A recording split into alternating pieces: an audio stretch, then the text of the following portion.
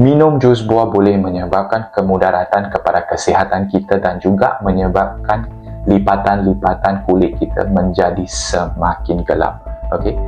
Jangan lupa save dan share video ini kawan-kawan, dan doktor akan explain pada poin terakhir bagaimana benda ini boleh berlaku.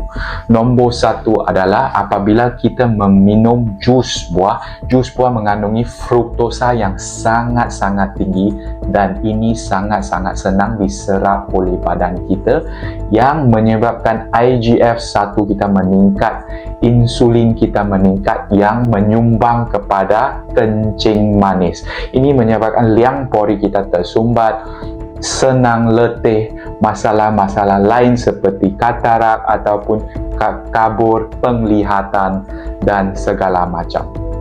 Nombor 2 adalah gula fruktosa menyumbang kepada inflamasi gut inflammation yang tinggi.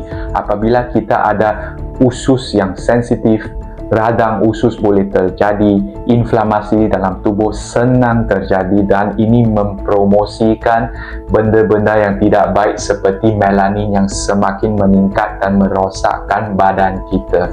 So, kesimpulan dia adalah jangan minum jus buah, hanya makan buah-buah yang tertentu. Kalau tak tahu buah mana yang kita pilih, kita paling senang makan sayur-sayuran untuk serat. Okey, kalau masih malas nak makan sayur-sayuran atau tak nak makan sayur-sayuran, boleh datang jumpa dengan kita dan kita akan membantu merawat pigmentasi ataupun pelipat-pelipat yang gelap di badan anda. Spesifik untuk merawat area-area yang gelap dengan memecahkan pigmentasi pada area tersebut.